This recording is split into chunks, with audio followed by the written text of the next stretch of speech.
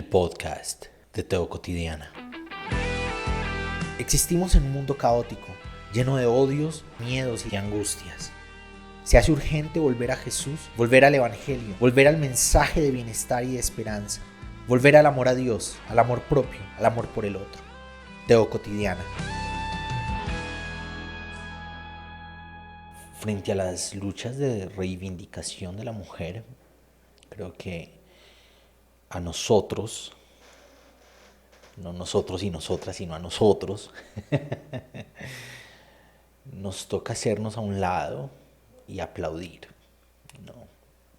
Nos toca hacernos a un lado y celebrar la dignificación, la reivindicación de la dignidad, las puestas en escenas de resistencia frente a la realidad social que se vive desde la perspectiva de la mujer, desde la realidad de la mujer. Nuestro lugar es hacernos a un lado y desde afuera tirar porras, echar barras, como cuando hay un juego de fútbol o cuando hay un ring de boxeo. No tenemos lugar adentro, no hacemos parte del equipo, no somos quienes están peleando en el ring, pero como espectadores estamos afuera y nuestro lugar es gritar, hacer barra, es celebrar, aplaudir y es ponernos del lado, por lo menos como hombres cristianos, de la reivindicación social que ellas luchan, que ellas resisten, que ellas buscan con constancia en medio de sus realidades, ¿no? Y es bien interesante que en pleno siglo XXI tengamos que defender, tengamos que hablar, tengamos que reivindicar la igualdad de derechos en lo que a género concierne, hombre, mujer, y detrás de eso otras realidades de igualdad legal, de igualdad en cuanto a derechos, o más bien de equidad, ¿cierto? No igualdad, porque no somos iguales, ni siquiera en el sentido de pararnos frente al otro. Somos dos hombres van a ser diferentes. Si somos 5 hombres, cada hombre va a ser diferente. Y así si nos juntamos con mujeres, cada persona va a tener sus diferencias que son subjetivas, que pertenecen al contexto particular en el que cada uno y cada una vive y crece y aprende y es. Entonces cambiemos el concepto de igualdad por equidad, ¿no? Que tengamos equilibrio, que podamos ser entendidos como sujetos de derecho, todos y todas, en un mismo nivel, entendiendo que hay diferencias fisiológicas, psicológicas, entendiendo que hay diferencias en muchos sentidos, pero entendiendo que a pesar de esas diferencias, somos sujetos de derecho. Y nuestro referente cristiano, nuestro punto, nuestro modelo a seguir desde el cristianismo es Jesús, ¿cierto? O debería ser Jesús. Se entiende que en los ismos de lo cristiano hemos en mucho desplazado lo esencial y hemos puesto, entronizado, puesto como centro de nuestra reflexión, nuestra adoración, nuestra lealtad y fidelidad, cosas que no son lo que Jesús enseñó. Pero en el deber ser, como cristianos, nuestro modelo es Jesús. Y Jesús, frente al tema de la mujer es bien distinto. En su época es bien adelantado, es bien diferente de las convenciones sociales, religiosas, políticas que habían en torno de las diferencias de ser hombre y de ser mujer. En el Evangelio, una y otra vez, las anécdotas que se cuentan de Jesús, hacia donde nos señalan las narraciones, apuntan a la dignificación, a la reivindicación de la mujer como elemento importante en el plan del reino de Dios, en el proyecto del Evangelio. Hoy leí una idea que me parece muy acorde, muy bonita, muy real. Sin las mujeres no hay buena noticia. Sin las mujeres no hay evangelio. Sin las mujeres no hay la puesta en escena del plan de salvación, la puesta en escena del mensaje del amor. Y tengo una lista que vengo organizando hace un par de años. Cada año como que le anexo algo más. Pero es una lista donde podemos notar cómo eso es cierto. Podemos notar que sin la acción, la dinámica de la mujer, no hay buenas noticias del Evangelio. No hay la salvación de Jesús. Y en esa lista también notamos cómo Jesús, en medio de su época, frente a las convenciones y los marcos sociales, políticos y religiosos en los que existió, Jesús empuja los límites, va más allá de esos marcos, se salta los parámetros bajo los cuales se supone que debía vivir frente a la diferencia de la mujer. Y lo que quiero hacer es enumerar esa lista. Jesús es hijo de mujer. Jesús es hijo de una mujer campesina del primer siglo a la que, según se cuenta, se le apareció un ángel contándole el plan de Dios acerca de un nacimiento de su vientre.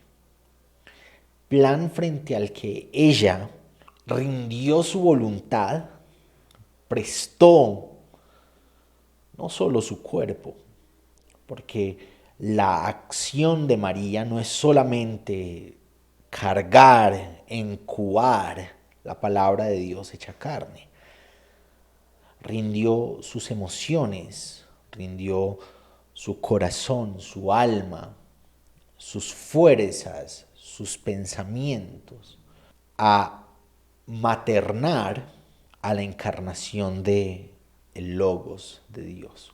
Es ella la que le dice al ángel, hágase en mí de acuerdo a la voluntad de Dios. Y es bien interesante que en términos estrictos, si seguimos los perendengues de la fe, cada uno de los detalles que se nos cuenta en las narraciones de Jesús, Jesús no es hijo de varón. No hay un hombre que pone su espermatozoide en el óvulo que fecunda a la mujer. Es el Espíritu Santo. Un espíritu no tiene género. El Espíritu de Dios, que en la antigüedad, en género gramatical, era mujer, la ruach. En género gramatical pasa al griego neutro, neuma. Y en género gramatical luego aparece como masculino, el Espíritu. Pero si nos vamos al rigor de la fe, Jesús no es hijo de hombre. Sé que muchos van a empezar a decir, pero se dice de él, el Evangelio dice de él que era hijo de hombre. Pero eso tiene implicaciones teológicas diferentes y tiene implicaciones lingüísticas diferentes. No quiero ahondar al respecto, pero en el arameo se cuenta, algunos de los estudiosos, que hijo de hombre es un eufemismo para hablar de alguien más, uno más, otro de los tantos. Y pues hijo de hombre se conecta con las profecías de Daniel cuando él ve a uno parecido al hijo del hombre, parecido a un humano, que es el que derroca todos los imperios, hace caer los imperios. Pero no está haciendo referencia a que sea por línea de consanguineidad hijo de hombre. En realidad, Jesús, si nos vamos por esa línea de la fe y de lo que nos dicen los escritos, es hijo de mujer. El gran Salvador del mundo, el gran Mesías prometido, el Cristo Redentor, es hijo de mujer. El primer milagro que hace Jesús lo hace en obediencia a su mamá, a esa mujer de la que es hijo. Estaban en unas bodas, estaban en unas fiestas. En la fiesta era importante para la tradición judía tener vino y comida, y el vino escaseó, se acabó el vino. Y María va y le dice a Jesús, se acabó el vino, hay que traer vino, es importante. Jesús básicamente le dice, esto no tiene nada que ver conmigo. Él, en la línea de la tradición, no era quien debía hacerse cargo del vino que estaba haciendo falta. Y María no le para bolas, María no le presta atención a lo que está diciendo Jesús, voltea y le dice a los sirvientes, hagan lo que Él les va a decir, hagan lo que Él les pida. Mujer, no ha llegado mi hora, hagan lo que Él les pida. No es un milagro que sale de la voluntad de Jesús hacerlo. No es un milagro que Jesús se dio cuenta de lo que estaba pasando y voluntariamente, ay, vamos a traer vino a la fiesta. Es un milagro provocado por una mujer. Es un milagro provocado por su mamá, que se da cuenta de lo que está ocurriendo y pone la necesidad en manos de Jesús y no recibe un no por respuesta. Es insistente. Una mujer que es capaz de mover el corazón de Jesús para que haga un milagro. Y un milagro que tiene también implicaciones teológicas bien interesantes. El agua que usan es agua sagrada, el agua de los bautizos o de los rituales de limpieza tradicionales que tienen que ver con la salubridad, tienen que ver con el aseo, pero no dejan de tener que ver con lo religioso. Y Jesús cambia el agua de la religión por vino de fiesta. Y es una mujer la que lleva a Jesús a cambiar el agua de la religión por vino de fiesta. Jesús compuso parábolas a partir de imágenes tradicionales de la mujer de su época. Y se nos pasa por alto. Nos gusta el cuento y no nos gusta detenernos en los detalles. No nos gusta detenernos, aunque esté ahí escrito, aunque lo diga, no nos gusta detenernos en el corazón de la imagen, que es parte del corazón del cuento. Jesús está contando su versión de Dios, lo que Él cree del reino de Dios, lo que Él sabe del reino de Dios. Y nos gusta la imagen, ¿no? Y lo que creemos que significa la imagen. Pero hay toda una implicación cultural detrás de la imagen de las parábolas que Jesús está usando, en las que explica su versión de Dios, del reino de Dios, su versión de cómo debemos entender lo divino y de cómo debemos entendernos dentro de lo divino. Y dice algo como: el reino de los cielos es semejante a una mujer que echa levadura a una medida, a 3 tazas, a 3 medidas de harina,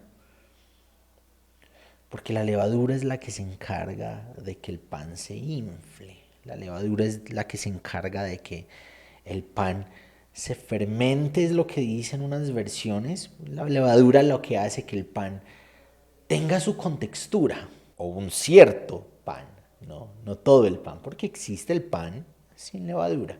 Y en esa parábola está explícitamente tomando una imagen del día a día de la mujer. Es la mujer la que prepara el pan en la casa. Y esa imagen es la que sirve como base para explicar su reino de Dios, como base para explicar su entendimiento y su asimilación de lo divino. Entonces Jesús compuso parábolas, inventó cuentos a base de imágenes femeninas, de imágenes de la mujer, para explicar su reino de Dios.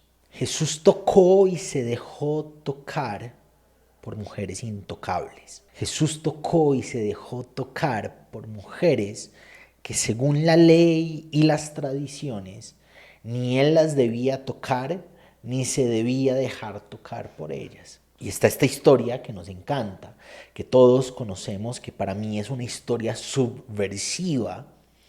Jesús subvierte la tradición y la forma en que las cosas debían ser para, por un lado, brindar salvación, sanación a la necesidad particular de esta mujer, mujer con flujo de sangre, una mujer que por ley debía estar apartada de todo y de todos, que por ley todo lo que tocara quedaba contaminado. El lugar donde se sentara, el lugar donde dormía, con lo que se cobijara, su ropa, las personas a las que tocaba serían contaminadas. Y esta mujer, contra la ley, se hace lugar en la multitud, tocando quién sabe a cuántas personas más, contra la ley, porque en su corazón y en su alma se dijo: si solo toco el borde de su manto, puedo ser sana. Y esta mujer, en contra de la ley, se mete a la multitud, quita a las personas, hace lugar entre todos y todas, estira la mano y toca el manto. Y Jesús siente que sale poder de él. No está conscientemente en función de dar salvación y sanidad. Y llega esta mujer y lo toca, agarra de él salvación y sanidad por encima de su conciencia. Jesús no estaba consciente de lo que estaba pasando. Jesús voltea, pregunta: ¿qué rayos pasó? ¿Quién me tocó? Los discípulos le dicen: pero maestro, pero Jesús, mira el montón de gente que está, mira el montón de gente que hay, todos te estamos tocando. Y él dice: yo sentí que salió poder. El poder salió de él por encima de su conciencia, porque una mujer se acercó pensando de: si lo toco puedo ser sanada. Cuando volteó, la mujer se asustó. Lo mínimo que va a pasar con este maestro peregrino, predicador apocalíptico, que sana y que salva y que está lleno de gracia y que llena los corazones y el estómago de la gente que lo sigue, que la va a regañar, porque está en contra de la ley lo que esa muchacha, lo que esa persona está haciendo. Y entonces cuando le están intentando explicar lo que pasa, ella con mucho susto le dice, soy yo y lo hice por estas razones. Y del maestro no sale un regaño, una recriminación, del maestro sale, tu fe te ha salvado. Eso que hiciste en contra de la ley, en contra del establecimiento, en contra de las convenciones, eso que hiciste contaminando a los que tocaste para llegar y tocarme, Jesús lo celebra. Eso te salvó, eso te sanó. No la recrimina, la alaba. No la menosprecia, la dignifica. No la insulta, la levanta. Y en otra ocasión, Jesús es invitado por unos maestros de la ley. Ser invitado en la época en que Jesús está por aquí, que Jesús está en carne y hueso, la época de donde se cuentan las anécdotas que hoy tenemos por evangelio, por versiones del evangelio. Ser invitado es un reconocimiento de igualdad. Los maestros de la ley están invitando a Jesús a comer con ellos. Están dándole estatus o reconociéndole estatus. Y él entra, y hay una muchacha que desde que entra le lava los pies, le toca los pies, le limpia los pies. Y los maestros de la ley dicen, si éste supiera quién es ella, si éste fuera profeta, sabría que ella es una pecadora, una mujer de mala fama, una a la que no se toca y uno no se deja tocar por ella. Y Jesús, cuando le habla a los fariseos, reivindica la acción de la mujer intocable y recrimina a los fariseos quienes la están cuestionando. Jesús dignifica a la mujer incluso en medio de su mala fama de pecadora. Jesús no le dice, no me toques, pecadora, no me toques, tienes mala fama. Jesús recibe la acción de la mujer y recrimina a los fariseos que están hablando mal de ella, que la acusan de ser pecadora. Y una y otra vez Jesús se planta por encima de la ley, en esta ocasión para salvar a una mujer a la que todos quieren apedrear, porque la encontraron infraganti en adulterio. La encontraron con un muchacho de la que no era la esposa. Y como era natural y como se sigue en las tradiciones, agarraron a esta mujer que estaba infraganti, lo cuenta el Evangelio. Cuando se encuentra a una mujer en adulterio, no hay un juicio. Son testigos quienes la encuentran. La encontraron y la llevaron a cumplir la ley, a apedrearla. Y Jesús la salva. Primero apunta a la condición moral de todos quienes la querían matar. Les hace saber que todos ellos, los hombres, los machos que querían hacer cumplir la ley de Dios, eran tan pecadores como ella. Y todos salen con el texto que les encanta. Pero le dijo, vete y no peques más. Pero no hubo un vete y no peques más sin que antes hubiera un ni yo te condeno. El vete y no peques más viene después del hecho de decidir no condenarla, decidir no aplicar la ley, la pena máxima para una mujer adúltera. Jesús reivindica a la mujer mostrándole a los hombres que querían matarla que ellos eran tan pecadores, tan sucios, tan dignos de la piedra como querían hacerla mostrar a ella. Y Jesús tenía discípulas. En el lenguaje de la época hemos traducido discípulos y nos imaginamos en nuestro imaginario que estaba lleno y rodeado de hombres, pero estaba lleno y rodeado de hombres y de mujeres. Habían mujeres que dejaban su lógica, su vida, dentro de las convenciones sociales de la época para seguir a Jesús, para que Jesús fuera su maestro, para hacer parte del proyecto del reino de Dios. Y eso era un escándalo, eso era escandaloso.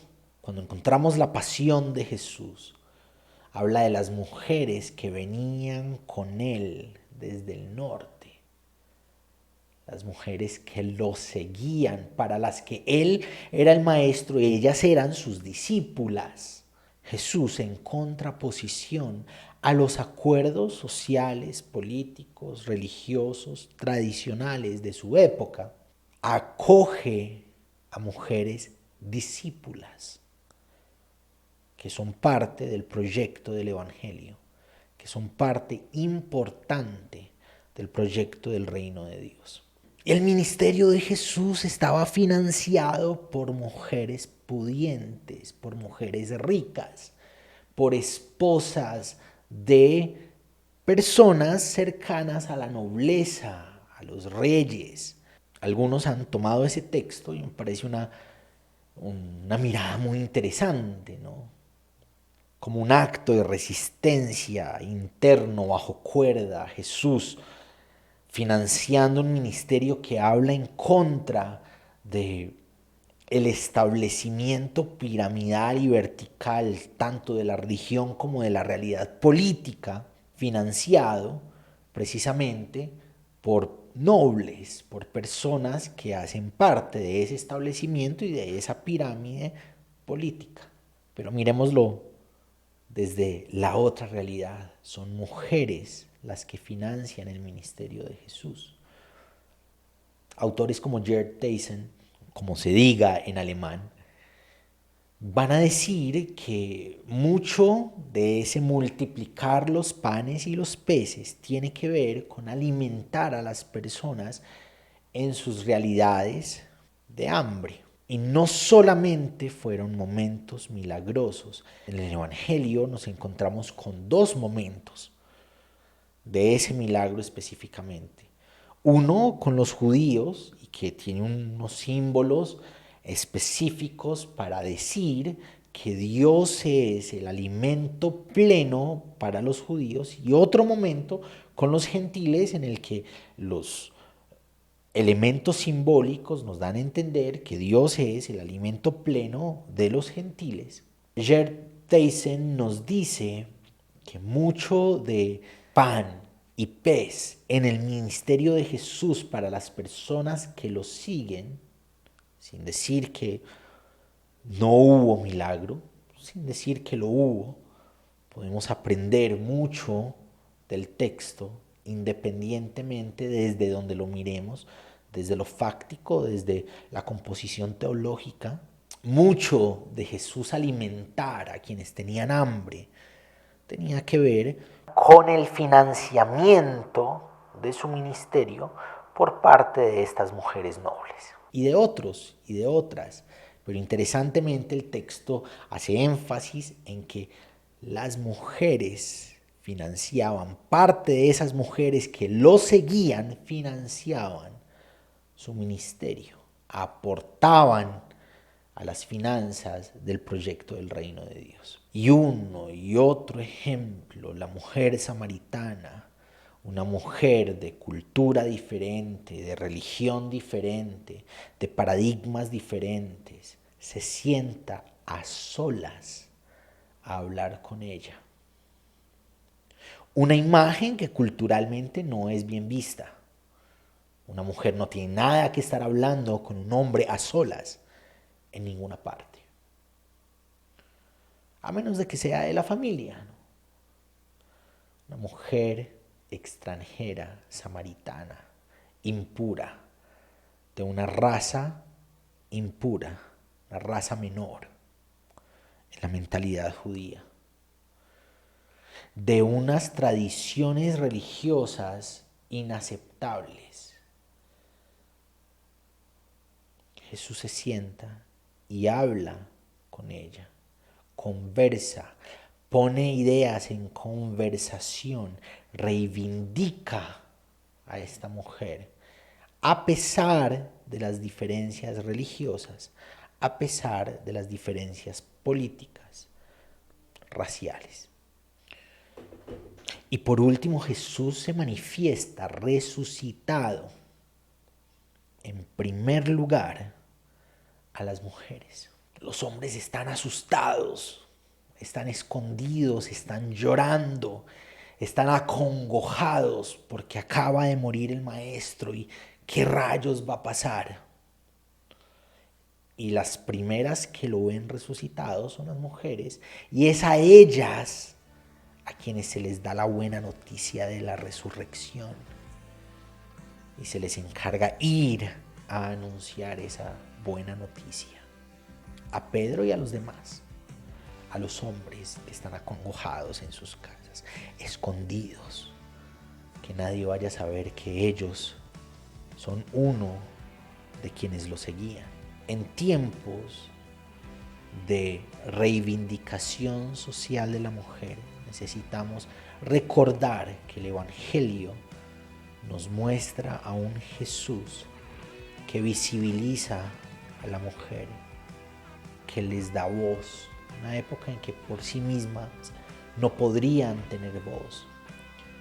Una época en la que pues, simplemente las sacaban a los patios y las apedreaban si hacían algo en contra de la ley.